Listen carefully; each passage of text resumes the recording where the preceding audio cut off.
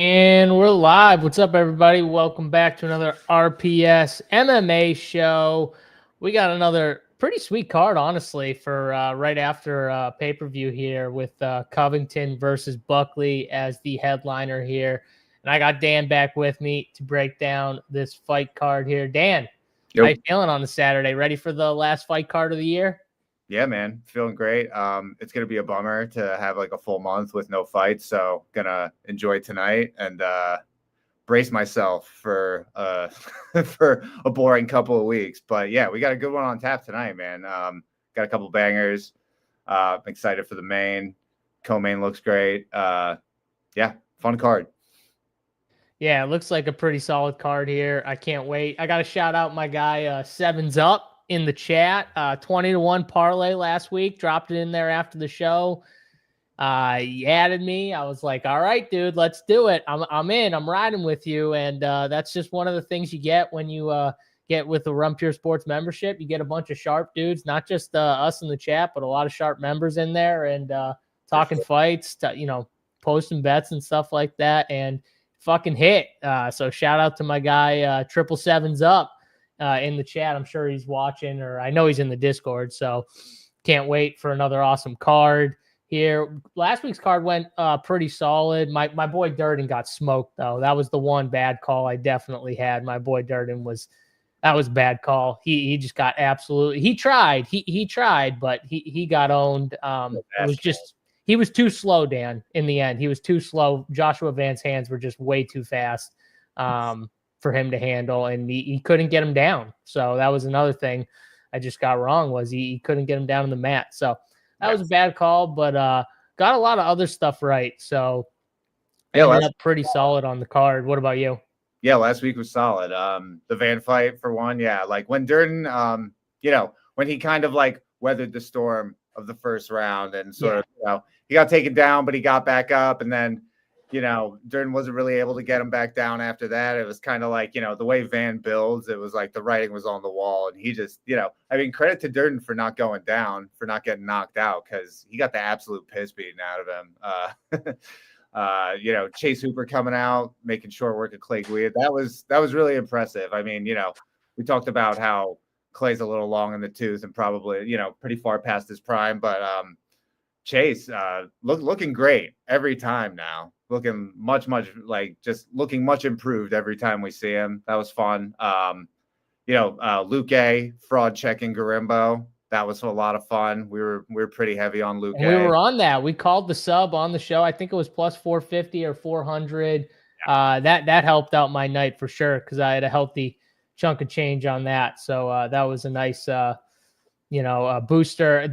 So I had 3 big bets on the card. It was that sub prop. It was Cody Durden to win on the money line, which obviously lost, and then Pantoja to win by sub. Those were the 3 bets I went like pretty heavy on, because I felt really confident in. And so I got 2 of the 3 home. So I was pretty happy about that. Luke A inside the distance, and I bet him sub only. And then Pantoja was just, that was easy money. The kid's good, but that was easy money. His son called second round sub, by the way. Did you see that? Pantoja, no, it was a video. I think I caught it on Twitter. They asked him, he was like, what do you think? And he's like, second round sub. So we're also super heavy on the Reyes knockout. That was the freest of all money. Yes. That was like what was that, like minus 130 or something like that? Like that was pretty free money. Yeah, that was a good one. Thank God we probably don't have to see Kron Gracie fight for a couple of years now. Ever again. Maybe never again. Ever again, please. Pretty awful. When Bryce is just knocking your ass out cold on the mat like that, you need to. Yeah, credit to Bryce. It was good to see him get back in there and not get his brain scrambled. That's a good win for him. What else? Dan, you got some love in the chat, by the way. The people love Dan. Look at this right here. We got some Dan love. The people love Dan. I agree. People love Dan. I love you. Peyton Pritchard's on the show today. We got Peyton Pritchard here. Dan the GOAT. Andy's in. I mean, people are ready for Dan winners. I like this here, Dan. You're gonna have a good show here. I think Jack's gonna be riding with you. Our favorite bets have been. I think we've got like 5 or 6 weeks in a row where my favorite bet is hit. So I'm looking to end the year strong.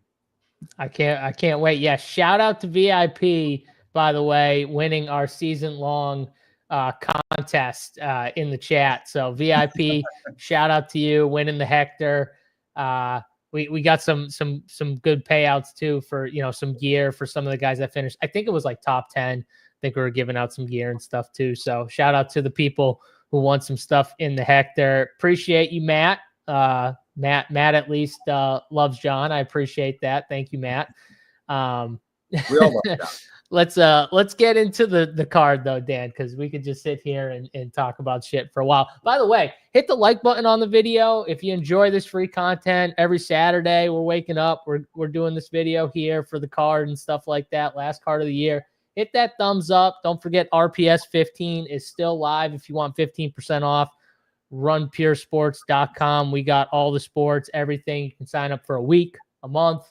It's up to you. Use that code RPS15 and come join, get in the Discord and check out all the winners in there, all the bets posted for everything. Let's get into this card though, Dan. We'll start with the first fight on the card here, and probably not the funnest fight on the card as we get Knutson versus Rodriguez here, kind of a lower level women's MMA. And two of the things with this fight is that one side is going to want to keep it standing. That's Knutson. And the other side, Rodriguez, is going to want to get this fight to the ground. I just don't know if for 3 rounds, Rodriguez is going to be able to keep this fight on the ground, because I think that's what she's going to have to do to win a decision, Dan. She's going to have to win 2 rounds, and I think she's going to have to do some real damage on the ground, and I just don't know if she's going to be able to do that for multiple rounds. So I got Knutson winning by decision here. It's pretty juiced, but I feel like the speed on the feet with the hands is going to be the difference in this fight, especially if Rodriguez can't get her down to the mat at all. What about you? Yeah, I agree. Knutson, you know, is like a pretty good pedigree when it comes to striking. She's a former K1 and Muay Thai champion. Like you said, solid volume. She's got good clinch striking. She also doesn't absorb many strikes, so she's really solid defensively. She does have pretty suspect takedown defense. She can be taken down and controlled, but Rodriguez herself she struggles with controlling opponents once she gets them down to the mat. So, you know, Knutson, she trains at All Stars with like Chimaev and all those folks. I think she'll be able to get up when Rodriguez takes her down. Last time we saw Rodriguez, though, she was dominating Carnelossi, which is a much lower level opponent than Knutson. She, you know, that was on track to be pretty ugly for me because I didn't have much of her at all, and she was absolutely smashing. And then she just sort of she like headbutted Carnelossi. She got a warning. And she was like, oh, yeah, no, okay, I'll watch that. And then just immediately fucking did it again. Headbutted Carlossi again and ended in a DQ. So barring that, I mean, I think Rodriguez has a chance. I don't think she's the worst fighter, but when it comes to the feet, Knutson definitely has her covered. The question is going to be like, you know, Knutson, her takedown defense is not very strong. So if Rodriguez can sort of like rack up some takedowns, get some control, she's going to have to put in some work on the ground, like in top position, which I'm not so sure she'll be able to do that and maintain control. So I've also picked Knutson here, but I think Rodriguez is at least somewhat interesting from, you know, the ownership on this fight is actually not coming in as low as I would have expected. I've got them for like 22 and 20, Knutson and Rodriguez respectively. So ownership's not quite as low as I would like it for a low-level women's MMA fight with pretty bad finishing odds. You know, this is like implied to go the distance about 80% of the time, which, you know, could work for Rodriguez if she's putting in 3, because in order for Rodriguez to win, she's going to have to be putting in 15 minutes of wrestling, pretty dominant wrestling at that. Well, so, I think 2 rounds of wrestling. 2 rounds. Yeah. So, at 7,400, that will probably score pretty well and be in contention for the optimal. I just don't think that that's all that likely to happen. And then on the other side, you've got Knutson, who, she throws volume at a pretty good rate, pretty good striking numbers, and she'll mix in takedowns here and there as well. So at 8,800, it's a little thin without a finish, but she does put out a good amount of offensive output. And, as we've seen with women's MMA time and time again, even if like the metrics or the odds don't quite point to a high scoring fight, there's a ton of variance with like these low level women's fights. So, I'm going to mix her in. I'm not going to go crazy. I don't know if I can get quite to 22 and 20%. When I ran stuff earlier, I was coming in, I think I was the absolute lowest on this fight. So I'm going to have to push them a little bit, which I will, but yeah, not my favorite fight on the card. Not at all.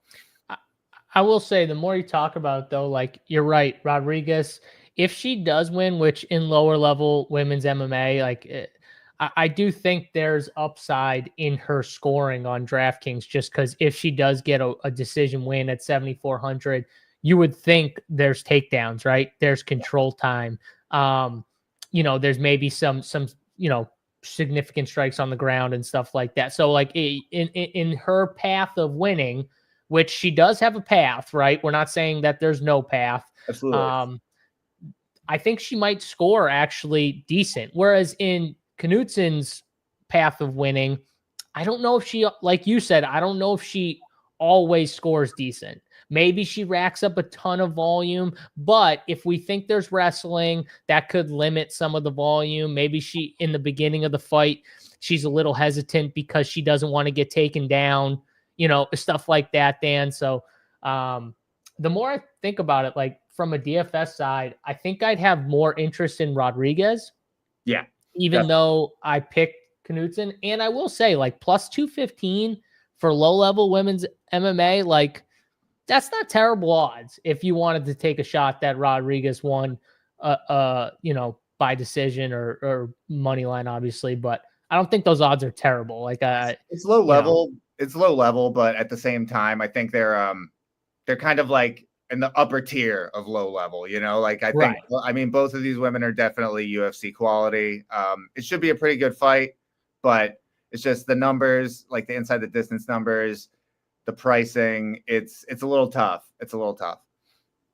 I agree. All right. So are you lower on this fight in general, or are you going to be higher on one side? No, I'm going to be lower on this fight in general. I'm probably going to end up playing more. I'm going to be on more Rodriguez just because of pricing. Yeah. Knutson, she's 8,800. There's a lot of like really solid options up in that range that we'll talk about coming up.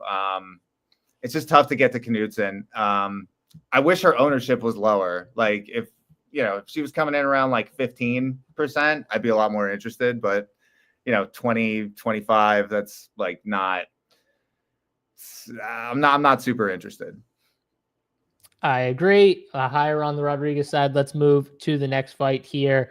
We got Davy Grant and Ramon Tavarez here. Tavarez sitting 8,200 on DraftKings. Davy Grant sitting at 8K on DK here. And we got pretty much like a coin flip fight, minus 112. Davy Grant sitting on the money line. Tavarez minus 108 on DK Sportsbook here. Dan, I mean, you got Davy Grant, who's got a bunch of fights in the UFC. We kind of know what he is, got grappling, but has kind of been more of a stand-up guy recently in the UFC. And he's getting Ramon Tavarez, who he's got hands, man. He's got solid hands. And I know he just fought City. And I think that win kind of looks better after we just watched City in that war recently. So I like Tavarez. I think he's a pretty good prospect, and I think he could edge out a win here. I think this is a close fight, though. I think it goes to the cards. I don't know how much upside in a decision these two guys have either way. Like, unless Davy Grant uses his grappling way more than he has, which I don't think he will, but maybe he does. Because I think that would be his best path, honestly, if he did use his grappling. But If this fight plays out on the feet for 3 rounds, I think Tavarez, kind of ekes out maybe a split decision here. And I think that might only score you like 70, 75 DraftKings points. And I just don't think that's going to get it done at that price tag. So I like Tavarez for my pick. Lower on this fight for DK. What about you? Yeah, so I'm on the Grant side. Like you mentioned, I think when it comes to the grappling, he's definitely got him there. Both of these guys have really solid power in the stand-up as well, so I don't think a finish is totally off the table. They're actually both implied around like 30% to finish to win inside the distance. But like back to Grant's grappling, he hasn't been using his wrestling or grappling all that much as of late, but he's definitely a capable wrestler and submission grappler. And one of Tavarez's main weak points is his defensive wrestling. So I think if Grant wants to take the fight to the ground, he'll be able to do it. And once he gets there, like, dangerous Davy Grant, I think he can definitely find a submission. I think, the public perception of him is he probably doesn't get the credit that he should for how skilled he is and how much power he has. Like, for one thing, he doesn't fight all that often.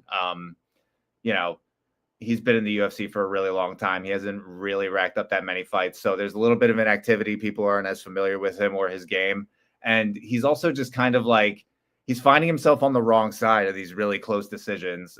Recently against Daniel Marcos, who is also fighting on the card, who we'll talk about later. A lot of people thought Davy Grant won that fight. Lost a split decision to Adrian Yanez. Close decision against Marlon Vera. Like, these are all good guys that he's losing these really close decisions to, and you could argue could go the other way. So I think there's like some bad luck there as well. But I think that's why this fight is coin flippy, right? He's just seemingly fighting in a lot of like close fights that could go one way or the other. I agree with you though. Who he's fighting, there's definitely levels of who he's fighting. I mean, he's fighting some pretty good level of competition here with Marcos, and he's fought guys like Marlon Vera and Yanez, and so he's fought some good competition. Obviously Tavarez hasn't fought that many guys, obviously, so another thing it makes sense. Another thing I like about the outlook for Davy Grant in this fight is Tavarez's style is like, he's very aggressive in the striking. He's got a bit of a killer be kill style, and he's been knocked out before and can be knocked out. And, Grant's got the power to knock him out. So I think, he's going to bring the fight to Grant, but I think Grant is like, he's skilled enough. He's good enough. He's got enough power. I think Grant knocking Tavarez out is very much on the table. And at 8K, that's definitely something you want in your lineups. These guys, Tavarez and Grant, are 22 and 20% owned respectively. My first run, I came in about even at that. I'm probably going to bump that up a little bit because these are some of the better. This fight isn't exactly flush with a lot of fights that are projected to end inside the distance, and this is actually one of the better inside the distance fights on the card. So I'm going to push those numbers up a little bit. I'm probably going to lean a little heavier toward the Grant side because I think he wins. But yeah, I think both of these guys have power. Both of these guys can end it inside the distance. And again, at these prices, it's definitely something you're going to want in your lineups. Yeah, you better lean more towards the Grant side with that. I mean, if you think he's winning, you got to give a little more to the Grant side. K. Falix Burner said, would you fade Knutson in 20 and below? I think I would. Dan, would you? Yeah, I don't hate that. Like I said before, there's plenty of good options up in that like higher 8, 9K range. Yeah. So yeah, I don't mind that at all. Yep. Grant will get slept. We'll see. It's a coin flip fight for a reason. I think it is very coin flippy, but Dan's on the Grant side. I'm on the Tavarez side. Obviously, if I play this fight, I'll probably be on the Tavarez side more than the Grant side, just in general. But in a decision, if this goes to decision, it's not going to score great for either guy. So no, we'll see what happens. Let's go to the next fight here. Miranda Maverick versus Jamie Lynn Horth. Maverick coming in a -675 favorite. I feel like this line just keeps going up. Like every time I look at it, just keeps moving and moving and moving. Yeah. And we've seen Miranda Maverick as a big favorite before, and sometimes it doesn't go very well. But I will say this is a better matchup, I think, for someone like her. The time before when she did lose recently, or not recently. Well, yeah, I guess it was like a year and a half ago or something like that. But when she lost as a big favorite to Jazz DeVicious, it was because Jasmine had that offensive wrestling to counter hers, and she was the better wrestler, and people did not think that before that fight. Well, some people did, but not many people did. So that was the reason why she was a massive, favorite. And then she ended up getting owned in a big way. I just don't think if you watch Horth fight, she's going to be able to stop the wrestling of Miranda Maverick. So it makes sense to me, Dan, why she's a big favorite. And I think she's a good DFS play because I think we could get some pretty solid either amount of takedowns or a lot of control time, possibly find a finish, a sub. I could totally see. I mean, if you look at Horth's last fight, she did not want to be on the ground that much. So, and she was terrified of Petrovic. So I think it's going to be big trouble for her against Maverick. I like Maverick for DFS. I'm hoping you're going to tell me she's going to be lower owned for people in the 9K range. I think she's going to be just because of the finishing odds. But Dan, you tell us, what's the projection ownership on Miranda Maverick? Yeah, I've got her around 17%. And a lot of the times, I mean, especially with women's MMA, when they're this pricey at like she's at 9,400, I've got to project it at 17. I can see her coming in below that. I can see her coming in at like 15 or lower. Honestly, people aren't going to really want to pay up for that, especially with these finishing numbers. Like she's got 25% implied to win this fight inside the distance. It really comes down to opponent. Like Maverick has struggled as a big favorite, but like you already touched on, it's against pretty high, like I don't want to say higher level wrestlers. Like we've seen Jasmine Jasudavicius. I mean, you could say Jasmine's higher level. Jasmine's pretty damn good. Like, yeah, I mean, she's been smashing. She's been absolutely smashing since that fight. Blanchfield obviously was a big step. Like she struggles with steps up in competition and higher level wrestlers, and Jamie Lynn Horth is neither of those things. You mentioned Horth's last fight against Petrovic. Like I thought she lost that. We were on. I don't remember if we were on Horth. I don't think we were on Horth, but I definitely didn't have much Petrovic in DFS. So as that fight was happening, I was just like, oh man, I am completely fucked here. Like this is not good. So when Horth, kind of got the bad decision going her way, that bailed me out quite a bit. I was happy about that. But yeah, man, I mean, Horth's best quality is she's big, she's strong. But in terms of like technicality and skill, the striking, she's super low volume. She's super slow. The grappling and wrestling is what's probably going to come into play here mostly is not good. She's got really bad takedown defense. She's got really bad get up.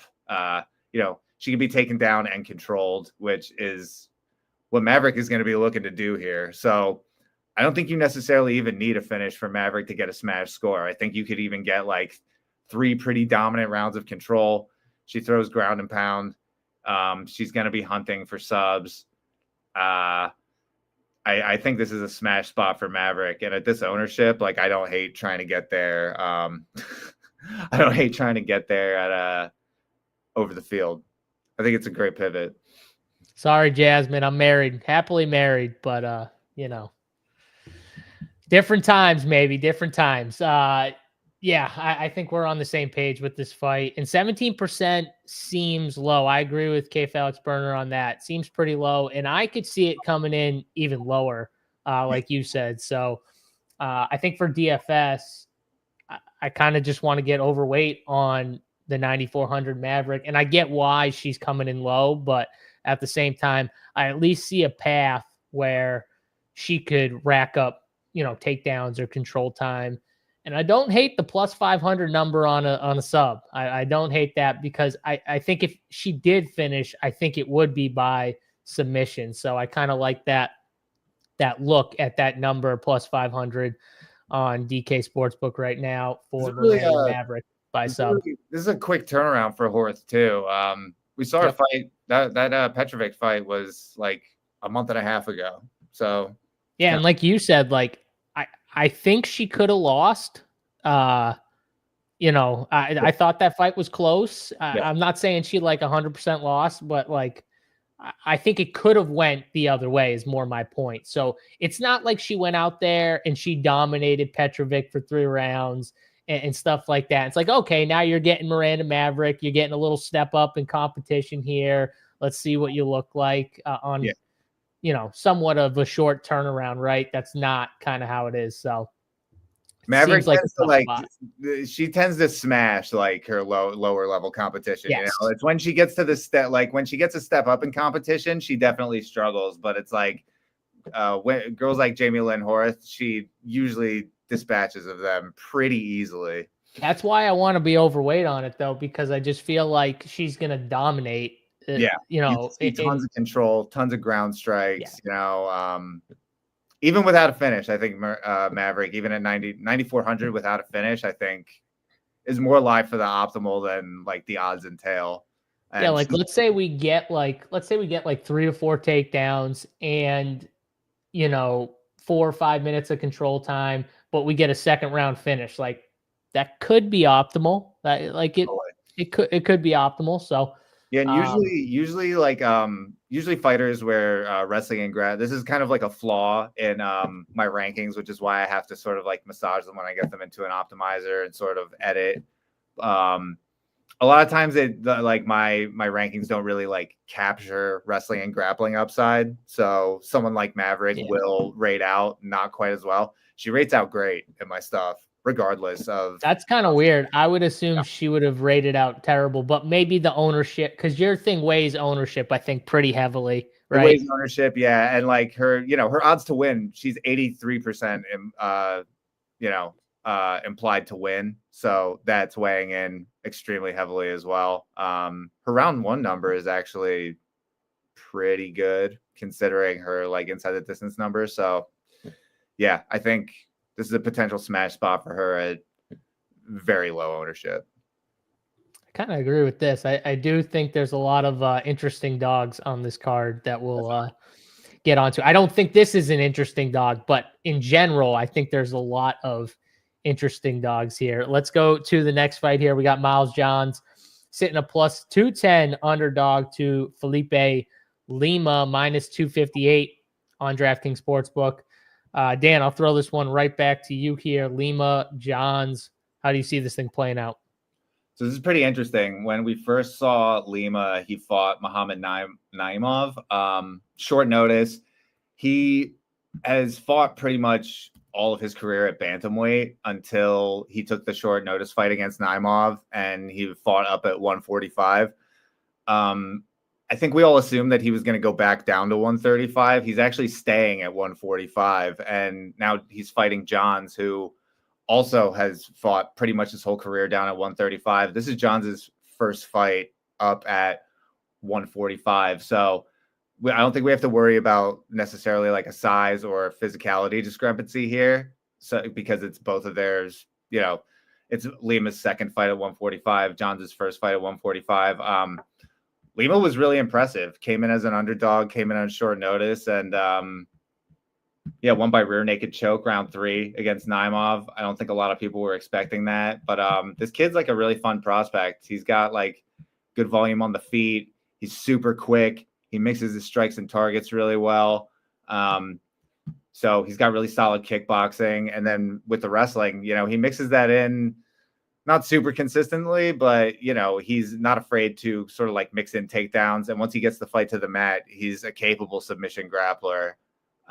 Johns, on the other hand, I've been pretty low on Johns just in general. You know, he's got some pretty nice wins. He's been winning, but it's his offensive output is a problem for me. The striking is like super low volume. He's got some decent power, but he's not a very accurate striker, and he's looking to sort of like limit the exchanges on the feet. So that's just a problem for me when it comes to DFS. The wrestling is, he's looking to get takedowns pretty often. But again, just like the striking, he struggles with accuracy. His whole game is he wants to get you down and control you. He doesn't really throw a whole lot of offense from top position. Which again, all of these things are things that I'm not looking for when it comes to like a DFS play. He's coming in, at like John's is coming in at 15%. And again, my stuff is pretty geared towards ownership. He rates out as one of the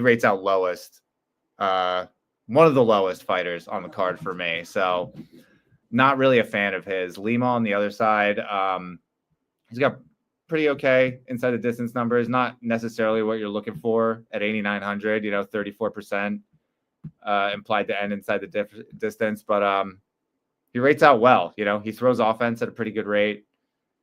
He's, crafty on the ground. I think he's definitely live to lock up a sub here, but I think I'm probably lower on this fight overall just because John's style. Yeah, Lima, I'm coming in around the field. John's, I'm also coming in around the field. They're like 20 and 15 respectively. It's just John's style, the way he sort of limits offensive exchanges. I could definitely see this fight, going the distance and being pretty low output from both sides. Yeah. So one interesting thing about Lima his style, I feel like is going to bring out some fun fights for some of these guys that are lower output. And I think it's kind of like with the matchmaking, sometimes when you have a low output guy and you put someone in like Lima, who's going to kind of push the pace. And even in that Naimov fight, like, he would get taken down early, find his way back up. Right. And then in like the second and third round, like he kind of pushed the pace, he's coming out, flying knees and stuff like that. So I think he is going to be in John's face a little bit more. And I don't know how much John's is going to like that, but I think it gives him an opportunity too, for obviously being able to, find something, which normally he's a decision fighter more or less. But I really like Lima's skill. Like, I think Lima is just a very skilled fighter. I think he finds a way to win this fight, whether it's by decision or submission. I don't know if he knocks John's out, but the grappling, he does have really good grappling. So if this did find its way onto the mat and he was in a dominant position on the mat, I think he could potentially find a finish. So I don't hate this fight. I think, honestly, Lima might bring out a potential decent score for Johns if, he were to win just the way he fights. So yeah, I like this fight. I'm a little higher on the Lima side. I do think he wins. And I do think, the plus 650 on the sub is an interesting, look from a betting side. Let's go to the next fight, which I think will be a very interesting fight and people will be split on both sides. We've got Sean Woodson, 8,600 versus Fernando Padilla here. Padilla coming in 7,600 on DraftKings. Both guys, kind of bigger, tall. Woodson's probably obviously the better like boxer, lanky strikers though, like they said in the chat. And Padilla's got some grappling. We have seen Woodson, at times he has gotten submitted. I think it was Arosa who got him by submission a while back. But if this fight plays out on the feet, I do think that is advantage Woodson. If this is just a straight like boxing match, I do think that's advantage Woodson. But I think Padilla is gonna have to make it dirty. He's gonna have to kind of get in his face, trying to add the grappling element to this fight. Woodson is super big, but if this fight does get more grapple heavy, I do think that's advantage Padilla. And I think he's honestly got, decent power. He's got solid grappling. So 7,600, I see upside in his fight style. But I also think that Woodson could score well, even in a decision, just because I think he could throw a lot of volume if it just plays out on the feet, because Padilla is going to be in his face, I think. So he's either getting pieced up by Woodson, I think a 3-round decision, or I think Padilla is having success making it kind of dirty and, could possibly find a finish. I think if it's a finish, it's more on the Padilla side, not the Woodson side. I think if it goes to decision, I think it's a Woodson decision win. So that's kind of how I see it, Dan. If it goes to the cards, I think it's advantage Woodson. If it doesn't go to the cards, I think Padilla might have found a finish. So I like this fight for DFS. This is one of those fights I could get talked into playing either side, but with the price tags, I'm going to be heavier on Padilla just because 7,600 I think is a pretty good price tag. What about you? Yeah, I agree. I think Padilla is definitely the better DFS option. Like you said, the finishing odds are on his side. Yeah, I agree with basically everything you said. The one thing is like Woodson is extremely hard to take down. He's rocking like an 84% takedown defense. These kind of like longer, lankier guys are extremely hard to take down a lot of the time. And Woodson does a really good job of managing distance and range, keeping guys kind of like far away from him because he's got that super long reach. But he's actually not going to have he usually has a much more pronounced reach advantage in fights, and he's not going to have that here with Padilla. Like they're both pretty even. It's like a 2-inch reach advantage. And like you said, Padilla, when it comes to the grappling, like he's a BJJ brown belt. He doesn't really use it all that much, but in this matchup, I think it would be the smart path for him to try to take. Woodson himself, he's got already mentioned, he's got solid takedown defense. He's been throwing in some takedowns. He took down Charles Jourdain. He took down Dennis Bazooka 4 times. So I don't think he's totally like a fish out of water when it comes to the wrestling either. So if it does stay on the feet and is a pure striking battle, I think Woodson wins. And I think he's going to have a hard time finding the optimal at 8,600 because we've got much better we've got fighters with much better finishing odds up in this range. And just pure striking doesn't really score without a knockout, doesn't score all that well on DraftKings. But if Padilla is kind of forcing some more wrestling and grappling exchanges, and this fight plays out more on the mat and plays out more sort of in that realm, then I think Woodson is potentially live to hit the optimal even in a decision. So I like this fight. I think the finishing aspect is sort of underrated from the Padilla side, especially because he's a dog. I definitely, I'm repeating myself. I definitely have more interest in the Padilla side when it comes to DFS. My first run, I was getting around the field. We've got Woodson coming in around 16%. We've got Padilla coming in around 25%. And I think that's correct. I'm not really looking to, there's certain spots where you want to push your edges. This isn't really one of those spots. I'm pretty happy to come in around the field on this one. Well, I got a question. So would you rather be higher on Woodson or Lima? Because they're kind of in the same range, and Knutson, because all 3 of those are in the same ballpark range. Who would you rather be higher on? I think out of all of them, I would rather be higher on Lima. Okay. Yeah.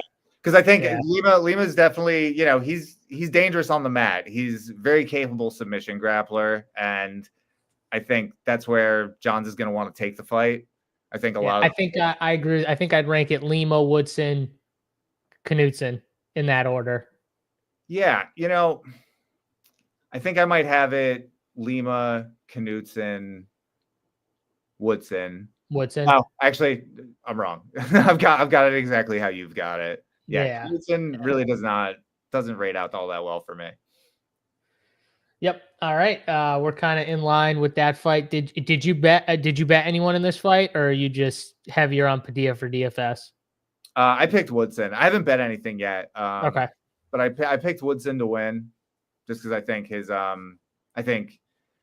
Padilla, obviously, I think his better path is to try to take it to the grappling. But I think Woodson is really sound defensively there. And I think he's much better on the feet.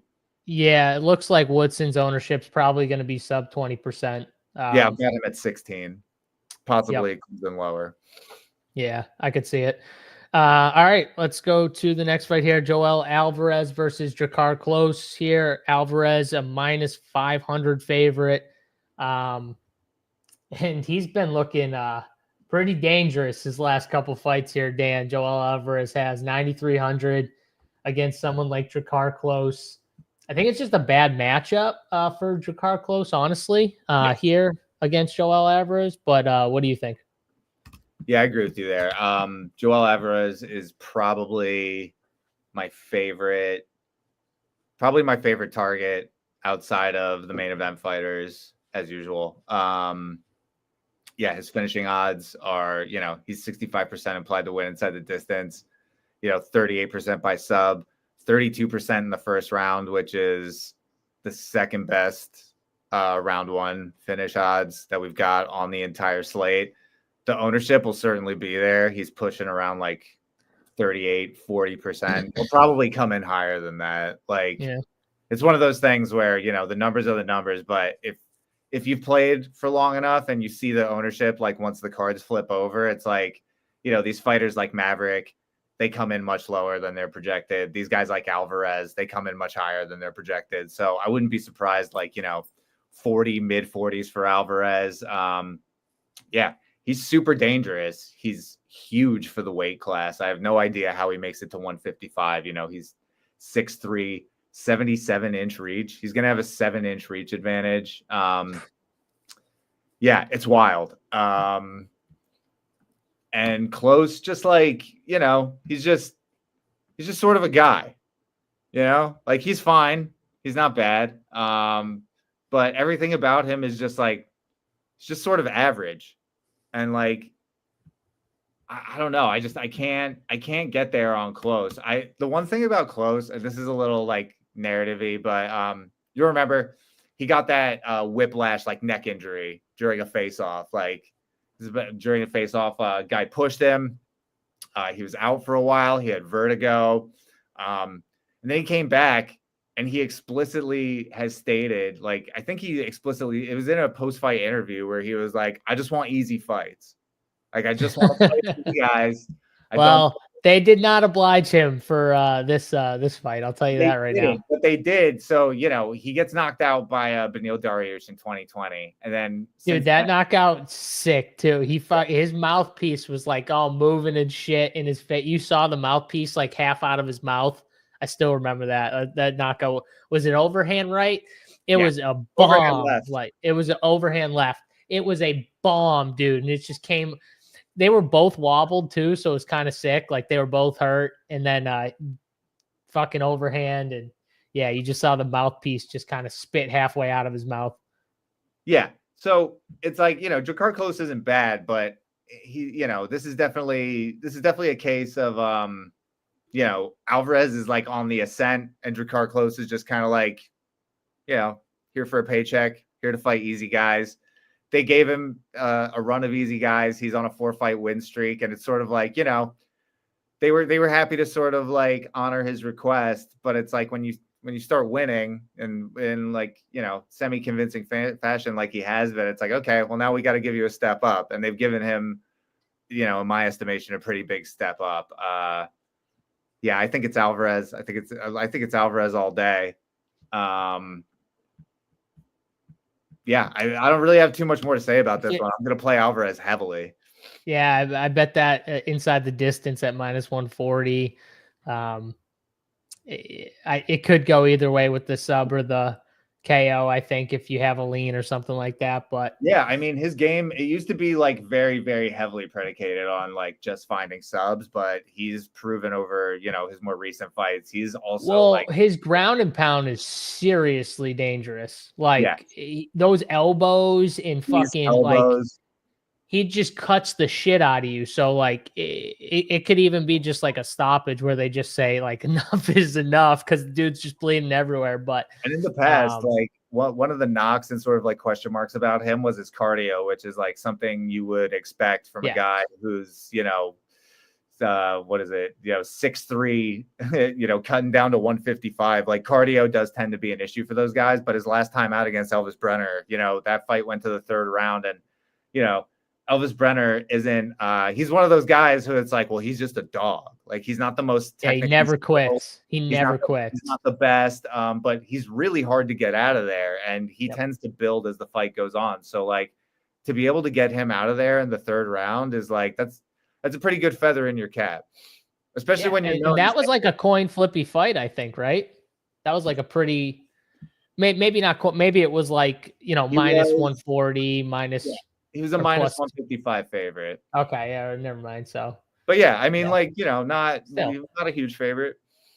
I mean, now he's a minus 500 favorite over Jakar Klose, though. After that, like that's crazy. Yeah, that's a bit wide. I think from a betting angle, like you're definitely if you want to hit the Alvarez side, you're definitely hitting the props, right? I think. Yes. Yeah. I kind of like the knockout. I think just inside the distance is like. It's minus 140 on DraftKings. I don't know what it is on. Yeah, I've got a minus 185 on the book that I use for just like my numbers. I thought the minus 140 number was kind of good for inside the distance. It's still that way too on DraftKings. So, DraftKings tends to lag behind, or it didn't really come to pass. But that Cron sub number last week, they had it at plus 1,400, and just about every other book was like plus 1,000 or lower. So yeah, I like it. If you can still get that number, I definitely like it. So, all right, let's go to the next fight here. We got Azaitar here plus 180 on DK Sportsbook versus Michael Johnson, a minus 218 favorite here. This is an interesting fight for DFS, Dan. I think it's an important fight too, because in Ottman's fights, you're normally seeing one of two things. You're normally either seeing him knock someone out or him go out, and it happens pretty early in the fight. So, Michael Johnson isn't, I wouldn't say he's that type of guy where he's just like dropping people left and right, but this does kind of set up for maybe a monster score one way or another. And Michael Johnson's one of those fighters who we don't really see that out of someone like Michael Johnson, where he's putting up massive DFS scores. But do we kind of have to give him an uptick a little bit just because of who he's fighting? I think we do. So this is probably a good DFS fight to have both sides of. I do have a little more of the dog just because he's 7,500, and I think it really is kind of KO or bust. And I've seen Michael Johnson obviously get put out and get hurt and stuff like that. So I like this fight for DFS. I'm going to be heavier on the dog at plus 182. I think it's not a bad play, even though I do think Michael Johnson's a little more just like all around skilled. I see this fight kind of ending. So I think both guys have a chance here. So I'm going with the dog. What about you? Yeah, this is definitely one of my favorite fights on the entire slate. I don't understand how Michael Johnson is coming in at only 25% owned with like these finishing odds. He's 49% implied to win inside the distance, 43% by KO. Like these are some of the best inside the distance odds on the entire card. 8,700 is kind of pricey for, somebody with Michael Johnson's profile. He hasn't been the most prolific knockout artist as of late. But again, like it really just comes down to competition. And Azaitar, his fights, this guy hasn't been out of a first round since, he went to a third round back in 2018. But aside from that, it's very much like kill or be killed in the first round for this guy. Dude, Michael Johnson's KO number is plus 120. Like that's crazy. That tells you everything you need to know about the opponent. Yeah, like he rates out extremely well for me. I'm getting he's projected to be 25% owned. My initial runs, I'm getting double that. And I don't even, a lot of times I'll just try to sort of like flatten things out a little bit. I might lock this fight. I don't think that's a bad idea at all. This is like the someone's gonna die special. Because Azaitar. I'm much heavier on the Johnson side. I picked Johnson. Azaitar, I'm not sure if he was ever officially like popped for PEDs, but he had a sort of like weird thing going into the Frivola fight the first time where like he had this bag with him And people were like, "Hey, what's in your bag, man?" He's like, "Oh, I'm not opening my bag. I'm not going to show you." Whatever. They canceled the fight. I mean, presumably he had like steroids in his bag, right? I think he said his bag was full of potatoes or something like that. It was pretty funny. But that fight gets canceled. Some time passes. He goes back out there, gets knocked out by Matt Frevola round one. What we've seen from Matt Frevola, he's got some power, but that's not good. Like, Matt Frevola is not good. Getting knocked out round one by Matt Frevola, big red flag. Takes some more time off, comes back, round one knocked out by Francisco Prado. All that is to say, like, he hasn't looked the same or as dangerous since he, sort of got, not exactly popped for juicing, but if he's kind of called out for it. Yeah. Yeah. If he's not juicing, then, it potentially he's not the same fighter. Having said all that, I'm still going to have a bunch of him. These finishing odds are like pretty hard to ignore, especially at like 7,500, 30% implied to win inside the distance, 30% KO number. Yeah, you want both sides of this fight for sure. Like, somebody is I'm not going to say definitely, but somebody is very likely going to die. Yep. I like it here. And we always like the hospital 130s. I will hopefully see one of those tonight, either Johnson or Azaitar with the 130 big early special KO number. So I like it, Dan. I'm with you. I think this is a fight where, like I said, I'm going to be pushing in pretty heavy on both sides. So good fight. Did you pick Johnson or? I did. Yeah. Who'd you pick? Yeah. I went the other way, but yeah, I get it. It's a good fight to target here. I think it's under 1.5 too is plus 110. I mean, I love it. I think it's a good bet. I just say it. I think it's a good bet. So let's go to the next fight here. Navajo Sterling sitting a minus 800 favorite to Tokkos here, plus 550. Tokkos here. Dan, I mean, I watched Sterling's fight last time he fought. I think it was the Dana White Contender Series. Mm-hmm. He looked good. I think that he's going to struggle maybe against some guys who are more heavy, like grappling, and can, get him down because he hasn't really been tested. I think he's only had like 5 or 6 fights just in his career. So he's very raw, but he does have decent like stand up. I like to how he's a little more patient from what I saw in the last fight. He wasn't just strictly, just headhunting and just going for the finish early. He was kind of being patient and waiting it out almost. And, his opponent got tired and stuff. His opponent wasn't very good either.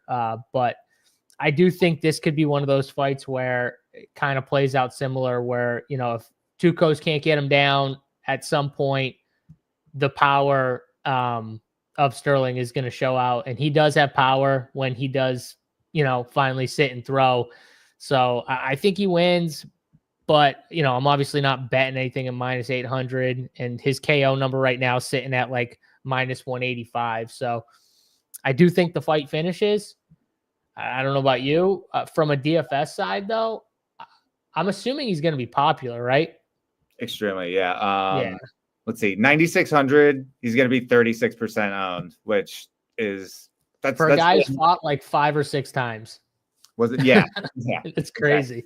Yeah. There's not much footage out on him, but from what we've seen, he's got really good volume and great power, and like the volume is kind of key here at like 205. Light heavyweight is not the not the most talent rich division. A lot of these fights kind of, low volume slap fests, but he's got some serious power. And I think he can absolutely put Tokkos out here. He's going to need to do it really quickly in order to make the optimal, because from the very limited footage we have, he doesn't have really any grappling or wrestling.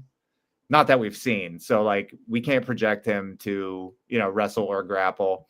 On the other side, Tokkos has had like a pretty tough run in the UFC. Like, he's had two 2 appearances. One was Road to UFC against our guy Ming Yang Zhang, who just like hospital 130 at Ozzy Diaz. I believe that was on the Macau card. So Easy that's money. that's a pretty tough draw. And then Umar C, who again another really tough draw, like pretty bad matchup. I believe, he got rear naked choked in the first round. These are really tough matchups for your first 2. And this looks like a third really tough matchup for Tokkos's beginning of his maybe beginning and end of his UFC career. But to speak a little positively on him, he is a BJJ black belt. He does seem what am I looking for? He's got like pretty good ring IQ. It seems like him and his team, like they come in with sort of game plans tailored to the opponent. So it's not the same approach every time. He's got some wrestling. He's got, opportunistic submissions.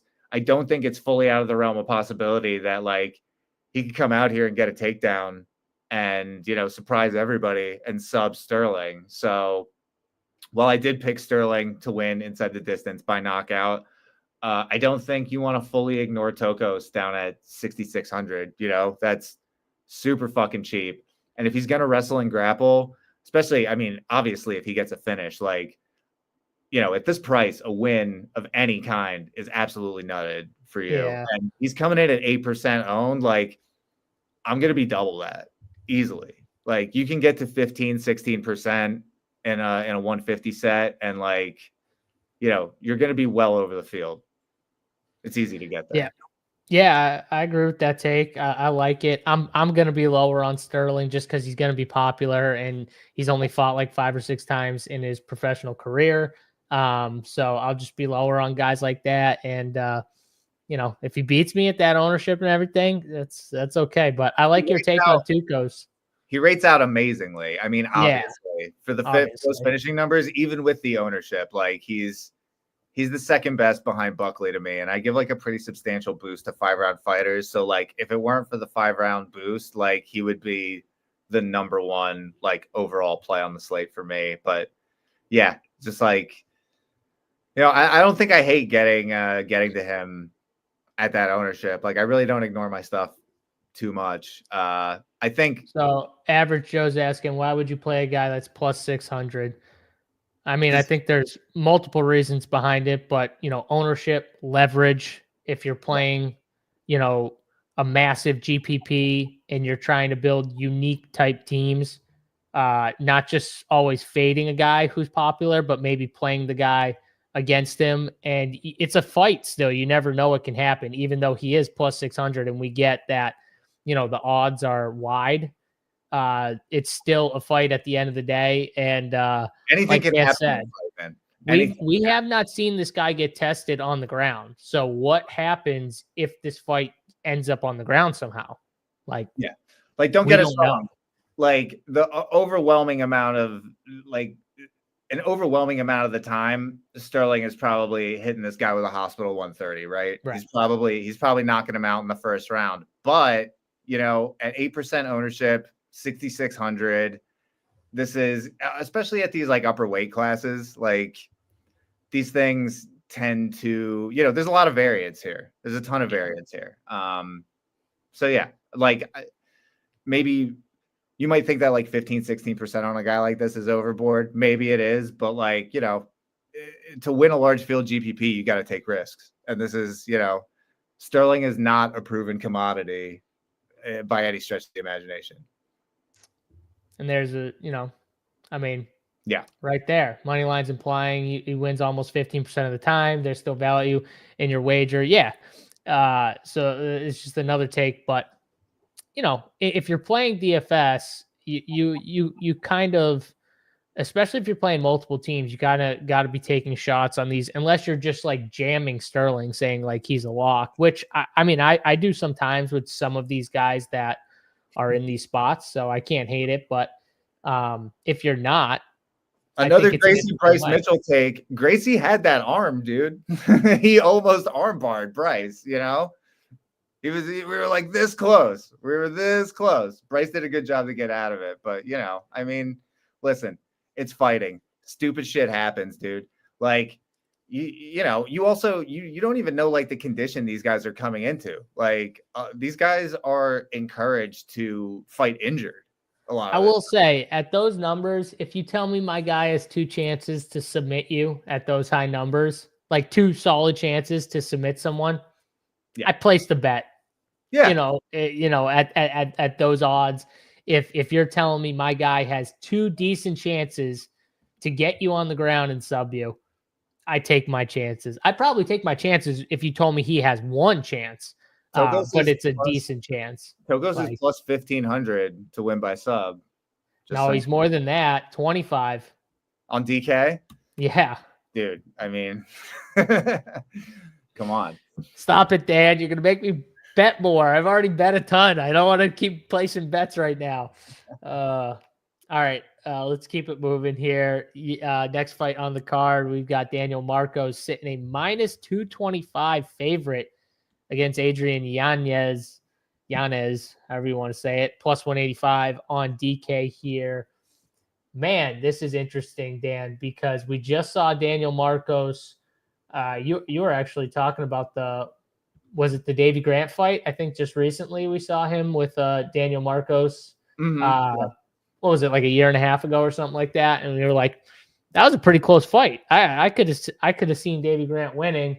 Yeah. You know, then he just beat John Castaneda, which I thought was pretty clear that he won that fight, obviously. But, you know, it wasn't like anything crazy. And now he gets Yanez, who's had an awesome career up till the last couple fights where, you know, he loses to Rob Font, which, I mean, Rob Font's a beast, bro. Rob Font's a dog. Like, I especially because they're both like stand-up guys too. It wasn't like a stylistic, like the guy's just a wrestler and just out wrestled the shit out of him for forever and stuff like that. Like, he got dropped by Rob Font. Like, Rob Font's got fast hands. So does Yanez. I don't know. And then he fights Jonathan Martinez and gets his leg blown off. Like, most people are getting outside of Jose Aldo, most people are getting their leg blown off by Jonathan Martinez. So who did Martinez just fight? That was an awful fucking fight. Let me see. Marcus McGee, dude. It's like, dude, Martinez, like, do something. Dude, even in that fight, Martinez, he doesn't throw leg kicks for a round and a half. And then he starts throwing leg kicks, and McGee's leg is hurt after like 2. And I'm just sitting there and I'm like, man, imagine if you did that in the beginning of the fight. So his leg wouldn't work. I just don't get it. Like, he's got such a weapon with those kicks. And I get the Jose Aldo thing because I don't think it would have, like, that wasn't going to work on him. I don't think either way. But, like, majority of fighters, he's taking their leg home if he's throwing those kicks early. And he almost did it to McGee without even doing it for the beginning of the fight. So, yeah, I don't know. Then he wins against Salvador, comes back. Now he's 7,700 against a pretty good. I mean, Daniel Marcos is a good fighter. You know, he's had 4 fights in the UFC. I think he's a good fighter. But at these odds, Dan, I mean, it's kind of making me want to bet Adrian Yanez at plus 185. And that's going to be my pick here at these numbers. I feel like it's a little wide for the styles that both these guys have. I think it should be closer than what it is. I know that Yanez chin is, you know, has been called into question a little bit, but I'm taking my shot here. Plus 185, underdog, Adrian Yanez. I'm going to bet it here. What about you? The line does seem wide, but it's been moving in that direction, like, pretty steadily. This opened with Marcos as a minus 141 favorite. Now he's minus 221. That's a pretty big move. So you think it gets wider, Dan? I have no idea if it gets wider. I'm just saying, like, it's moved pretty substantially, and even like since weigh-in. So, you know, I mean, I agree that it seems wide, especially, you know, Yanez has like a pretty great boxing pedigree. Like, his hands are pretty great, but, you know, the durability has come into question, which I think is a little unfair since, you know, we're not talking about like he's getting knocked out cold, you know. Font, I don't think he ever actually went out. It was, ref stoppage. And then Martinez was, leg kicks. He's not getting like knocked unconscious here. Right. But I think a lot of this has to do with like Marcos is extremely durable and has really good boxing of his own. And Yanez is much more hittable than Marcos. I think Marcos is a lot more sound defensively. And, we talk about theoretically how these Peruvian guys like Marcos, they're durable. They've got great cardio, but a lot of them aren't very good. So like that always seems to be a problem where it's like, oh yeah, like theoretically these Peruvian guys, like, they've got a shot. Marcos is like one of those Peruvian guys who actually is very skilled. So I like backing Marcos in this spot. He's got really good inside the distance numbers. I'm surprised he's not going to be higher owned. I've got both of these guys at 25%. I think that's correct. But Marcos rates out much better for me. Like twice as well, nearly. Do you think this fight finishes, or do you think it sees the cards? I mean, I think it probably sees the cards. That's what I think too. If you're playing it in DFS, you're obviously playing for it to end inside the distance. Although, yes. 8,500 for Marcos isn't super prohibitively expensive. They both throw really good volume. I think it's going to play out on the feet. Neither of these guys looks to wrestle or grapple offensively. So if you are playing it in DFS, you're definitely looking for the knockout, which isn't the most likely outcome. This is probably why the ownership is pretty low. I think Marcos's ownership will come in a little bit higher though, because I think people like him. He's on the rise. And the line's kind of moving towards him. I think a lot of things are kind of moving in his favor. Yeah, I think the inside the distance number is not terrible either, right? So you're getting a decent number. I mean, yeah, I think more people are going to want to play Daniel Marcos, but he's one of the better. I mean, he's got some of the better inside the distance odds down in this price range. So I think he's a solid play. I don't feel super strongly either way on this fight or on either of these guys like fade. So around the field, I'm probably fine with. I'm not looking to fade it. I'm not looking to go crazy on it. It's a solid fight. It's going to be a fun scrap. Yep. I agree. Definitely a solid fight. I think it's a great fight for both fighters, because I think it's like a fight that they both want. Like, okay, let's see who's the better guy on the feet. And I agree with you. I think it plays out fully on the feet. So, all right, split there on that one. Let's go to the next fight here. We got Vitor Petrino here. Petrino sitting a minus almost 300 favorite on DraftKings to Dustin Jacoby, plus 240 on DK Sportsbook. Dan, is Dustin, is he Dust? Is he about to beat Dust? What's going on with Mr. Jacoby? Man, that chin is looking a little dusty. I cannot lie. Dustin Jacoby, obviously, he's getting a little long in the tooth, 36, which isn't the oldest, but he has a ton of fights, like he's extensive background in kickboxing back, in Glory. I think he's just like starting to wear it, and I think he's not wearing damage all that well. I don't love it, but I have Petrino here. I just think also like Jacoby, his game is like pretty one-dimensional. It's all striking. He doesn't add much like wrestling or grappling, where, Petrino doesn't have the most impressive striking. Like, he's trying to wrestle you. He's trying to get you down to the ground. He will attempt submissions. He's got really great activity in top position. And Jacoby, like, he's been struggling as of late, knocked out by Reyes last time out. He loses absolute barn burner to Alonzo Menafield. Before that, he knocks out Kennedy and Chukwu. But, he's lost 4 of his last 5. He's definitely struggling. And the thing about all these guys that he's fought previous is none of them are wrestlers or grapplers. Nobody's like really trying to take him down. Petrino's going to be trying to take him down, and Jacoby isn't really rocking the best, like not rocking the best takedown defense. So I think if Petrino wants to take this to the ground, which he will, he's not really going to have much trouble getting there.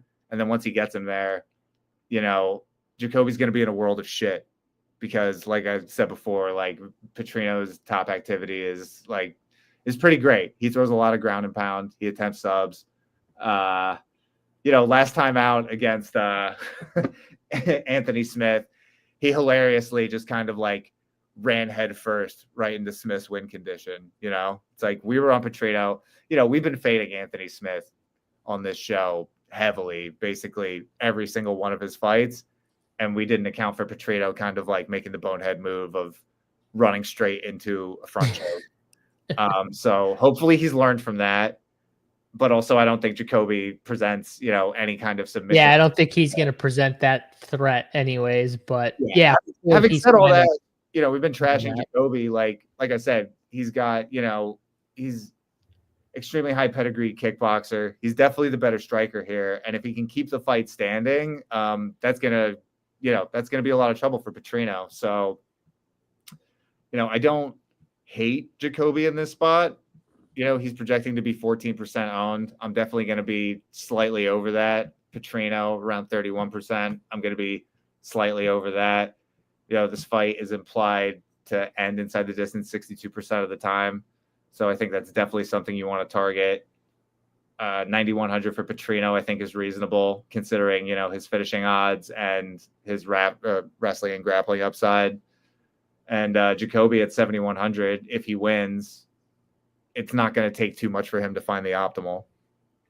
Yeah, I think an interesting look is I do think he's going to try and get this to the ground, Petrino, and maybe that plus 550 number for sub is an interesting little look. I could also see this being a decision fight too, maybe if he can't find a finish, but he's just kind of taking it to the ground a little bit, and, you know, Jacoby somehow stays safe on the feet and when he gets on the ground, but I do think it's a good fight for Petrino, bounce back fight. Even though I hate backing someone like him because, like FK Cooler says, Petrino showed off his Johnny Walker fight IQ. It was not fun. Yeah, it's not fun taking these guys. So, yeah, I'm on Petrino, but for DFS, I've got him. There's also an ace model fight. Yeah, I'm sure it is.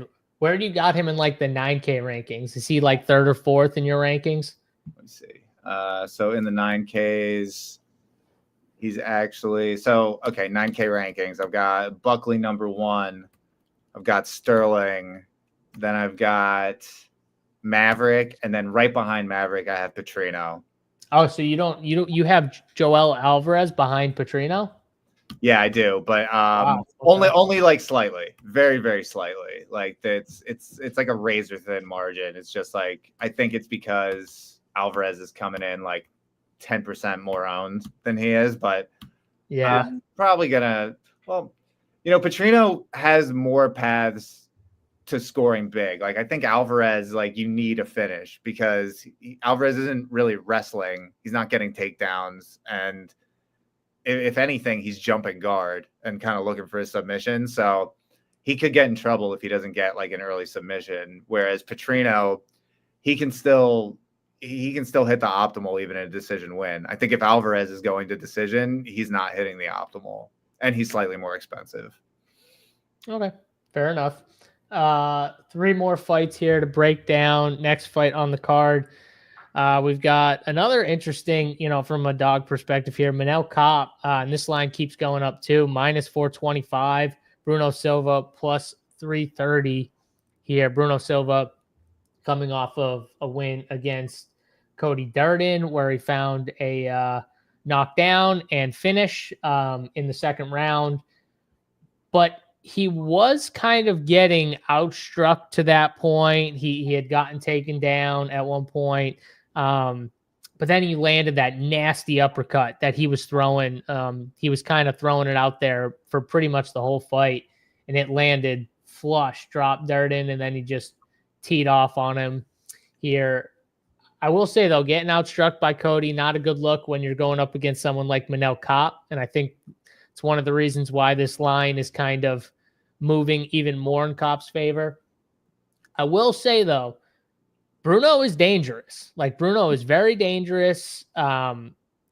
like, I think he's more dangerous than Makayev. I think he's more dangerous than who else is Manel Cop faced? Dos Santos. And we remember Dos Santos kind of stepping up, taking the fight. And I honestly thought that should have been a split decision. Like he gave as good as he got with Manel Cop. That was a really, really good fight. Manel Cop won the fight, but Dos Santos, I mean, I don't think Cop was taking. I don't think he took that fight seriously at all. Like even when you watch, I don't think so either. But around. The difference in that fight, though, was Manel Cop was just constantly put on his back foot, and Dos Santos was just coming forward and coming forward. And even when Manel Cop would land kind of flush, and Dos Santos would get hurt, he was still throwing back. So even though Dos Santos' shots weren't as powerful as Cop's shots, he was still kind of like thrown back after getting tagged. And that was kind of the consistency, his durability. And he did that for 3 rounds. So, it was impressive. But Manel Cop had the stronger punches, right? His power kind of showed out. Mm-hmm. I don't know. Does he have the stronger punches against Bruno? I think Bruno might have the stronger punches, but Manel Cop has the more technical, cleaner stand-up and punches. And I think that's what ultimately wins him this fight here. I don't think he puts out Bruno, though. I think this is a decision fight that Manel Cop wins. But I do think he kind of, unfortunately, I'm a big Bruno Silva guy, but I think he kind of tees off on Bruno Silva and, volumes him to pieces pretty much. So, yeah, I'm on the Cop side by decision. But I do think at these odds, plus 330, I think Bruno's, that's an interesting, side for a money line shot because, you can't bet Cop's odds here. Maybe the shot is betting Cop at, I don't even want to bet him at plus 225 for the knockout. I don't even think that's enough. And he's minus 105 for the decision. Maybe that's just the bet right there. But yeah, I'm on the Cop side by decision. What about you, Dan? Yeah, I'm on Cop as well. I think I have him by decision also. Let me pull up. It doesn't matter. Yeah, I'm pretty sure I'm on him by decision, but I think he's live to knock Silva out as well. This is a massive step down in competition for Cop. Like he's a bit too patient, like you would like to see more aggression and sort of like, yeah, you would just like to see more aggression for him and sort of more like going for the kill.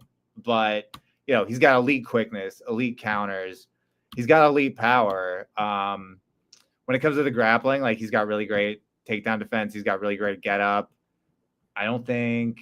Let's see. I mean, he's been submitted. He was twice. Terrified of getting taken down by Makayev.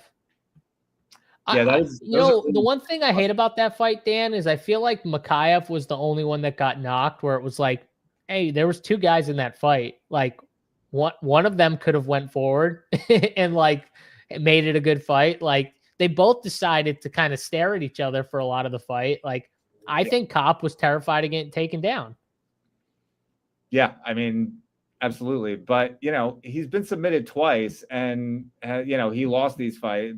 But like, back in 2021, he fought Pantoja, didn't get submitted. And we just watched Pantoja absolutely, we've been watching him tear through this division. Cop was in the conversation for a title shot. He's just been so unreliable, like in and out of the cage, missing weight. He seems like a pretty mercurial personality. So, probably not getting the opportunities or sort of like the public perception that someone with his skills would normally get because of these sort of like external things, which like, don't get me wrong, that's on him.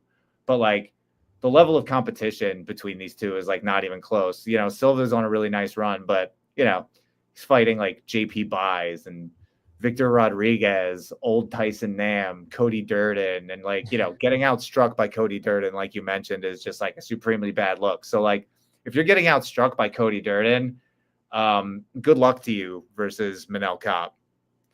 That's all I have to say. I think Cop, he's not going to be super owned. He's going to be like 22. Same FK coolers. Same exact thing. I just Googled it as well. He's difficult. He's He's a difficult personality. So yeah, I think Cop is a bit underrated, actually, even though this line is. I disagree. I think he's overrated. Think he's overrated? I think he's overrated. Like I think. Okay, I think his finishing ability is underrated. Like I think his odds. Maybe that. I think these odds are. He's plus 225 to end by KO. I think that's possibly a little low. You think so? Yeah, I think Bruno's tough, man. Even though we're talking shit about his striking, Bruno's tough, dude. I just think Cop is so much better on the feet, and should he decide to actually like, yeah, but Cop was so much better on the feet than Dos Santos, and he's still. Yeah, I don't think he took that fight seriously. I think he's a bit of a head case. Like, he's totally unreliable. I mean, we have yet to see Bruno get fit. Like, you think Bruno gets fit? Bruno's tough. Yeah. Yeah, he has not been getting finished. He's got knocked out by head kick in 7 seconds. Oof, that's not good. 2016, though. Yeah, I mean, I've been seeing a lot of love for Silva as a dog. And look, at flat 7K, if he wins, he's a strong contender for the optimal. I think if he wins, too, he wins by knockout. Because, like, I don't think there's a world where he out-volumes Manel Cop. I mean, like, Cop's never been knocked out. I'm just saying, though, I don't think Bruno could win a 3-round striking match with Manel Cop, right? Absolutely not. So the only way I can see him winning is him knocking down Manel Cop and then getting a stoppage somehow. Maybe not knocking him flush out, but like knocking him down, which Dos Santos wobbled him a couple times. He didn't go down, and Bruno's got more power. This is my point, though. Like, in that matchup, the one big difference was every time Manel Cop flush hit him, like, Dos Santos would kind of like stumble down a little bit. Whereas Manel Cop, like, when he got flush hit, he would stay up, but he would, like, his head would snap back, or, he would look a little wobbled, but he never like went down, Dan, right? Whereas Dos Santos kind of went down, whether it was to a knee or like a couple times in that fight, because the power difference was it was just different. I don't think the power is that different here. I just think the speed and the technique is more on the Manel Cop side, but the power I think could be a toss up here. So, and Manel Cop was hit, or was very hittable in that fight. So maybe it's, and then in what was it, the next fight where he stayed out of range pretty much he stayed in kicking range. And that was why when Makayev was connecting, the few stuff he connected with, if you can remember in this fight, what were they, Dan? They were all kicks.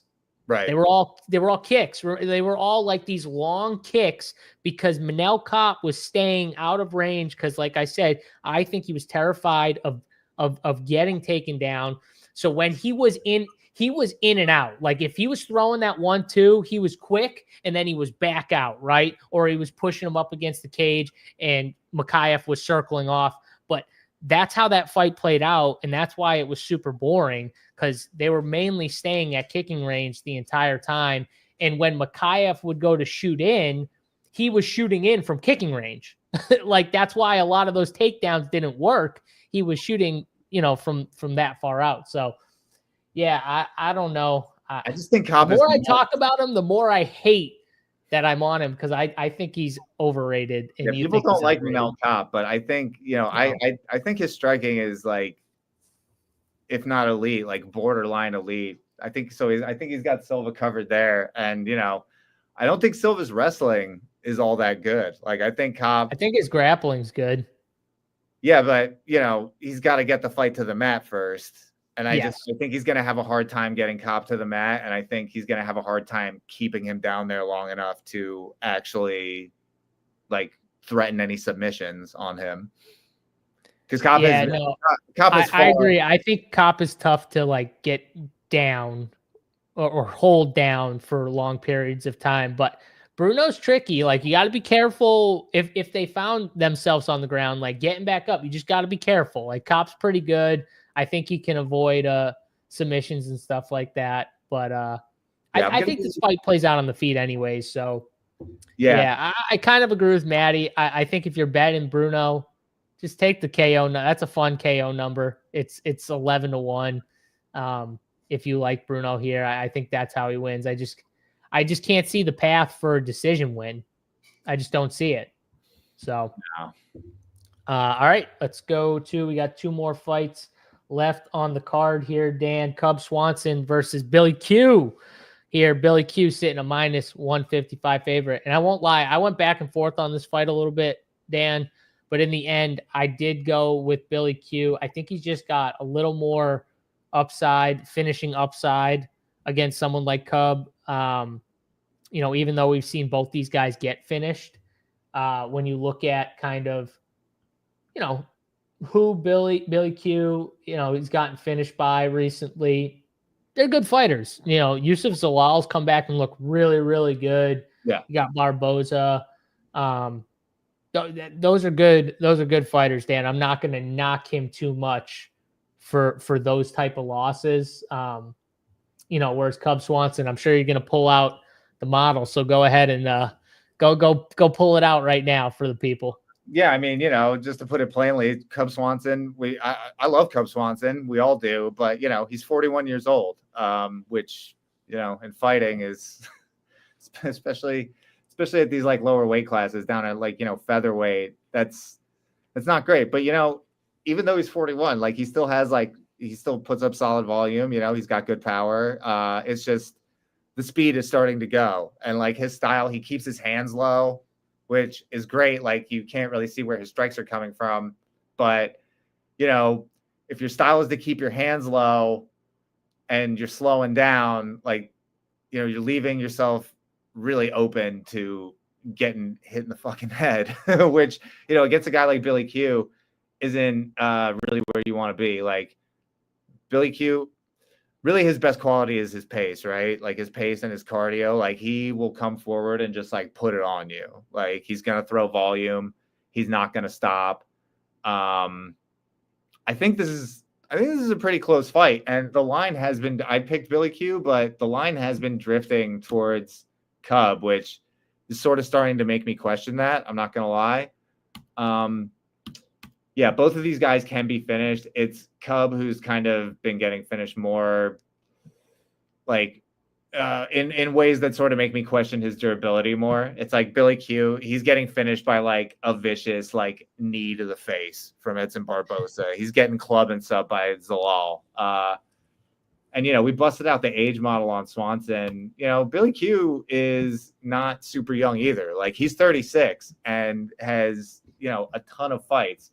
And he's taken some damage. He's been in some wars. 18-6. He's got, 24 fights in the UFC. That is a ton of wear and tear. So I don't know. I think we see a finish in this fight. I don't feel as strongly as I did about the Billy Q side now that I've seen the line move, but I do feel pretty strongly that this fight ends inside the distance either way. Like either Cub is going to find Billy's chin and knock him out, or like Billy is just gonna wear Cub down and gonna put it on him. And I think like, maybe the bet here is exact method of victory plus 150 by KO. I don't hate that. Maybe that's the bet, but I'm kind of with you. Like I picked Billy Q. I'm gonna have more Billy Q. It's a good fight to definitely have some of both sides for DFS, but like I think Billy Q by sub is pretty interesting because Billy wants to get the fight to the ground. That's he'll like spam striking volume at you, but he'll move forward. But a lot of that is to kind of just like set up the takedowns and get you to the ground. And he's attempting submissions at a pretty high clip. And Cub, his whole career, he's been vulnerable to being submitted. So then go Cub Swanson by KO or Billy Q by submission at plus 215. Yeah, I like that. I like that a lot. Yeah, there you go. Yeah, I think this is going to be a great fight, though. This is going to be a really fun fight. I don't count Cub out at all. And it's reasonably priced, 8,400 for Billy Q, 7,800 for Cub Swanson. I think the winner of this fight is pretty likely to see the optimal. They both rate out great for me. even with Billy Q's ownership, 31%. Cub is coming in at 18. I could see him coming in. I don't know. I think 18 is actually probably pretty dead on. I was gonna say lower, but like he's known. He's got name value. And he's gonna come. He's gonna be around there. Yeah. He's gonna get on. I think potentially even higher than 18. But me too.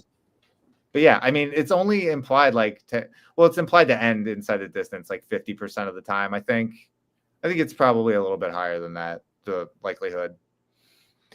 Yep, I like it. I think it finishes too. It's a good fight to have. Who are you gonna have more of, Billy Q or Cub? I have more Cub at the moment because of the price. Yeah, I think it's definitely priced in ownership in consideration.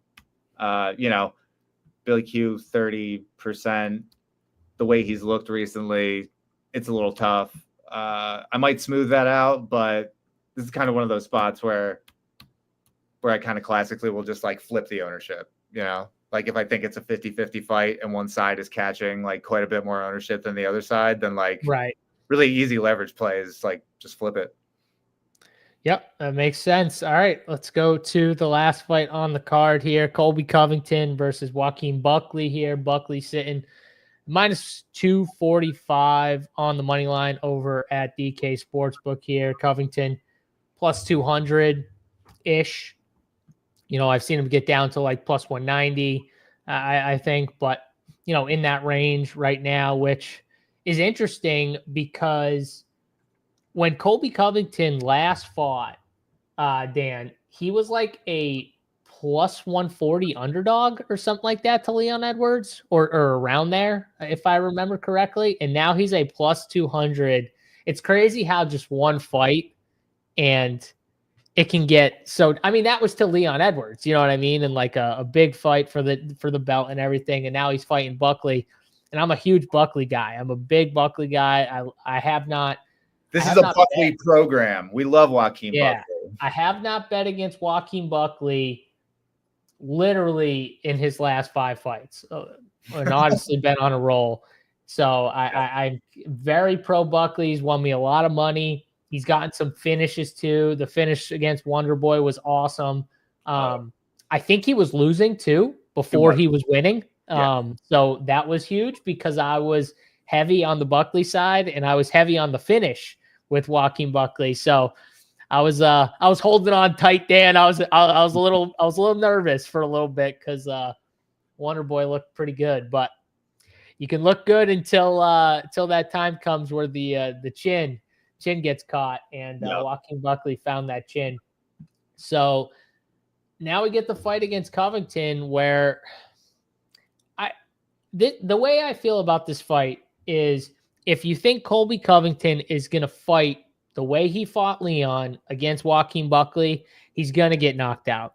He's going to get knocked out sooner rather than later. It's not going to go all 5 rounds. It's going to go like 2 rounds probably, Dan, before. Because Joaquin Buckley is going to bring the fight to Covington if Covington does not bring the fight to him. You know what I'm saying? So I think it's one way or another.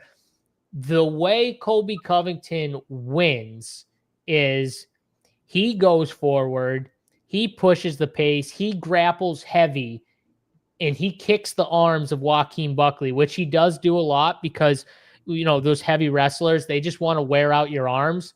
So, because Colby Covington, whenever he fights like anyone pretty much, he looks the smaller fighter, right, Dan? Like whenever he gets in the cage, he always looks like the smaller fighter. There's probably is a little like strength advantage for most of the people fighting Colby Covington. And there will be a strength advantage for Joaquin Buckley. But when you like grapple a ton and you're just like up against the cage defending, grappling and wrestling and stuff like that, that's going to tire your arms out. That's going to take the sting out a little bit. So in the 3rd and 4th round, when Colby Covington's a little tired, a little sloppy, but still kind of pushing forward, it's not as dangerous. That's the way Colby Covington wins a 5-round decision, because I don't think he finishes Joaquin Buckley at all. I don't see that in the cards. So I think if you're betting Colby Covington, I mean, you should probably just bet the money line, but I think the way he would win is a 5-round decision. But Joaquin Buckley's shown that even later in fights, he still has the power to finish. So that's what kind of worries me in general about, even if Colby Covington is the old Colby that we've seen put on that pace and pressure, is he still in serious danger later in the fight? I kind of feel like he still might be in serious danger later in the fight with Joaquin Buckley. So I want to pick Buckley by finish. I think Colby Covington, we probably get something similar to it. But, I mean, if he's the old Colby Covington, I think this is a different fight. I think this could be a lot closer than what this line entails. So I'm kind of back and forth on what to do with this fight because Buckley's plus 150 by KO. Colby Covington's plus 200 on the money line. I feel like that's a little wide considering he was like plus 140 against Leon Edwards. And, I would take Leon, I think, against Joaquin Buckley right now if they were to just fight. But, I don't know. What do you think, Dan? Yeah, it's a tough one, man. Like when I first, so when you first see the booking, it's like, oh, like you immediately think of Colby's last fight and you go, it's Buckley, easy. Like these guys are clearly on two very different trajectories in their careers. Like Colby, has been trading wins and losses, but has been losing to, the upper echelon of the division. Buckley's stock has just been going straight up, last time knocking out Wonderboy Thompson, which is, fucking great win. It's just like, it's just tough because, Covington looked so bad against Edwards that it's almost like you kind of look at that and it's like, is this just like who he is now? Or is this a complete like outlier, like that's how bad he looked. So like, if you think that's just who Colby is now, then it's obviously like Buckley slam, like.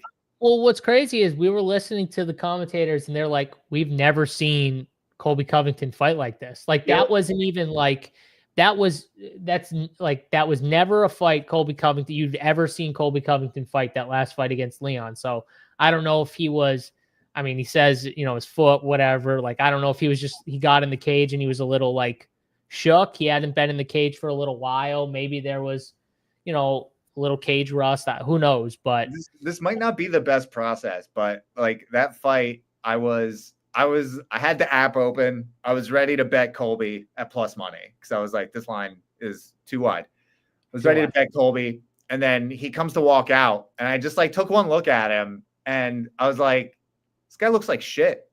Like this guy does not look like ready to get into a fight right now. So I slammed the other side and it worked out. Like, maybe not the best process to like place your bets based on the walkouts, but I was pretty like 50-50 on that to begin with. So I was like, I don't know. And then just like looking at him kind of sent me over the edge. Yeah, this fight, there's so many unknowns here. And I think like if his last performance is truly an outlier, then this line is too wide because like, Buckley, he's good into, he can obviously get the knockout in the third round like he did against Wonderboy, but he does tend to slow down at the end of fights and he's got pretty solid takedown defense. But, he hasn't been fighting the most prolific wrestlers. Like he hasn't been fighting anybody with the wrestling pedigree of Colby. So like, I think if Colby, if the last time we saw him isn't actually an indication of where his skill level is at now, like say that's an aberration and, Colby comes back to being, even if he's a slightly diminished version of what he once was, like his wrestling is just relentless and elite. His cardio has always been elite. His durability has always been elite. Like he's been finished like one time. Yeah, and he uses his cardio as a weapon. So the fact that he didn't use his cardio as a weapon was just the oddest thing ever. He didn't even try it. Like it just wasn't, and that's his biggest weapon is his cardio. So even, I think, Buckley's obvious best path to victory here is knocking Covington out. Even, his TKO loss to Usman where he got his jaw broken. He didn't get, he didn't get knocked out. Like he didn't get knocked unconscious, you know. He got his and that jaw was broken. Kamaru Usman, who's like one of the best fighters of that division. We'll see, like at his peak prime, like Kamaru Usman. So like we love Buckley here, but you know, betting him at like minus 260 against Covington, almost minus 300. Yeah, minus 298. It doesn't feel great.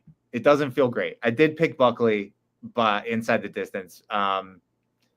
I think he can. I gotta bet Colby. I can't. He's plus 200. I gotta bet him. I suspect when JBC posts the bets later that the bet will be Colby. Yeah. I know how he bets. You know, if Colby at like plus 200, I don't hate that at all. Because I know there's just so many questions. There's just so many questions. Like you said with Buckley too, like in his fights, he's been the one, like, honestly, offensively wrestling most of the time. Yeah, he's exactly. He's never been the guy on the other end at that much, really. And you would think Colby is going to test that.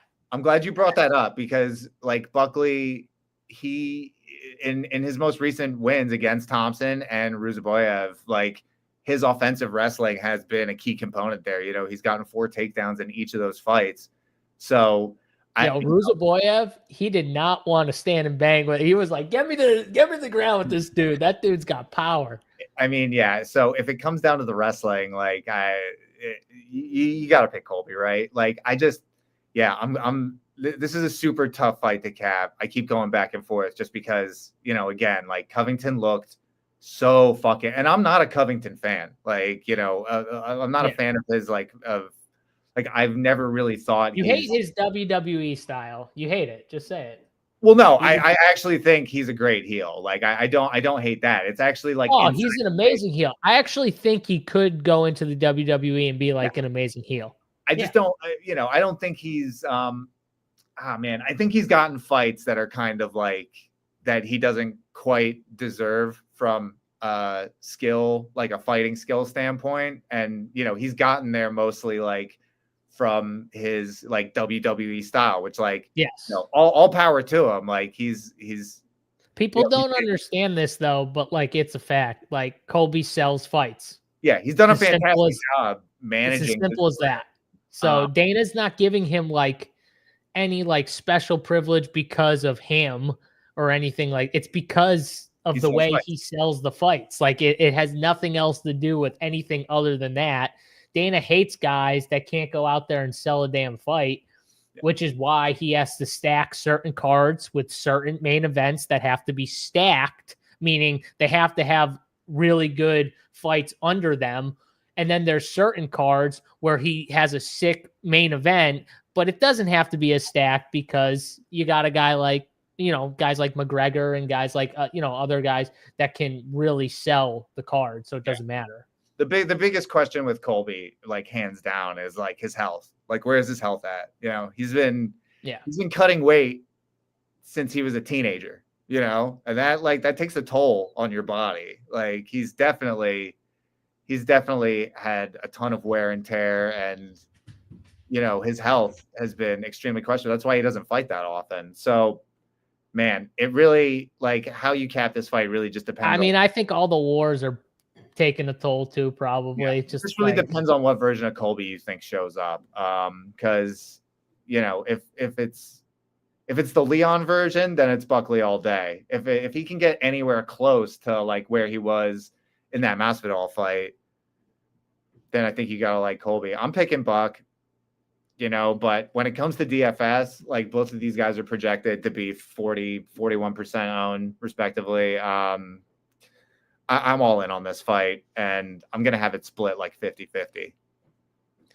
I think whoever wins this fight, I think it's going to look kind of one-sided either way. Like, I think either Buck goes out there and in the second or third round just finishes Colby, or Colby's just like putting on this heavy wrestling and grappling pace, and it just tires out Buck in the later rounds, and the shots are less, you know, effective, and Colby can still sloppily like keep the wrestling pace and, you know, get some takedowns and stuff like that and So show off the the talk wrestling. about it, I'm definitely on board with like Colby as the bet because I think, Yeah. and I don't, and it's like not even like that's the interesting thing about this fight is like to me pre-flop this is a 50-50 fight because we don't know what version of Colby is going to show up. Correct. If So, you like, told me it was Leon, 100%, I'd put all my money I have on Buckley. Like if you told me that's how Colby's gonna fight, I put literally every dollar on Buckley by KO because I'd be so sure that he would get finished by Buckley, even though Leon didn't finish him. That was because Leon's style was like, okay, I'll just sit back, I'll kick you, I'll punch you, I'll move around. That's not Buckley's style, people. Buckley is wild. But that's the other thing about Buckley too. He will get open a little bit. He you know, because he will come forward with a little wild. He's not like super technical, right? Like Leon's super technical. And that's the difference here. That's Buckley why is like wild and explosive. Explosive, yeah, exactly. He's still even with that, like even though that is his style to be like kind of wild and explosive, and like he comes in lunges forward like from the outside, like he still is pretty solid defensively. So I don't think Colby can. And I don't think Joaquim's going to be afraid about the power coming back from Colby. The only thing he's going to be afraid of is the takedown. So I think you're going to see a lot of stuff up the middle. You know, you're going to see some.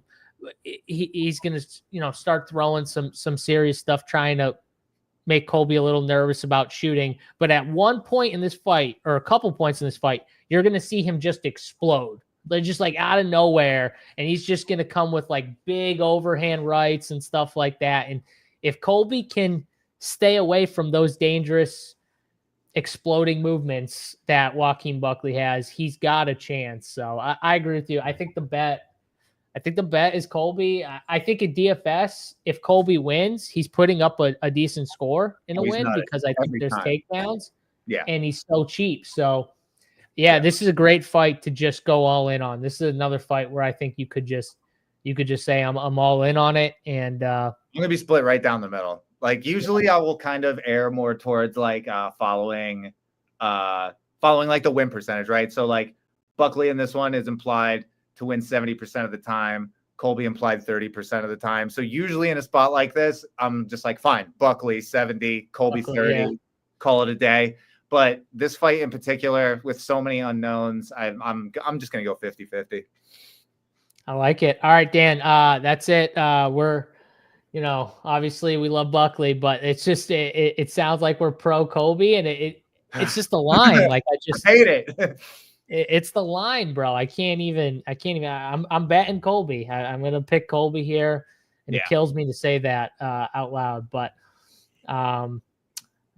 my fandom hopes that Joaquim Buckley does find a way because I do enjoy Joaquim Buckley. I just like his style. He's fun. Like he's fun to watch. He puts on exciting fights, in my opinion. Yeah. And I think even though he's raw, he still has an all around tight game. Like he can wrestle a little bit. He has power. He's fun on the feet. So we'll see. Dan, favorite bet on the card? You got a favorite, you know, fun bet? If you want to give a fun bet. Fun bet. Oh, okay. I don't know how fun this is, but Dangerous Davy Grant money line. I think he's got Tavarez covered everywhere. That's fun. I mean, ish, I would say.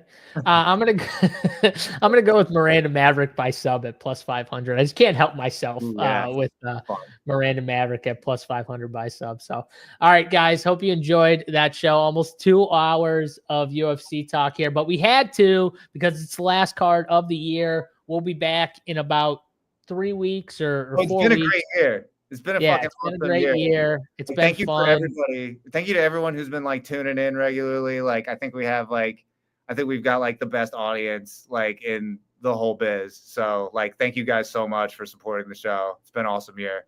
And if you want to support the show even more, you can just hit that thumbs up on the show and you can subscribe to the YouTube channel. Like I always say, RPS 15. If you want more of the content, the core plays, the picks, everything like that, we got it all posted on the site. Enjoy the final card of the year.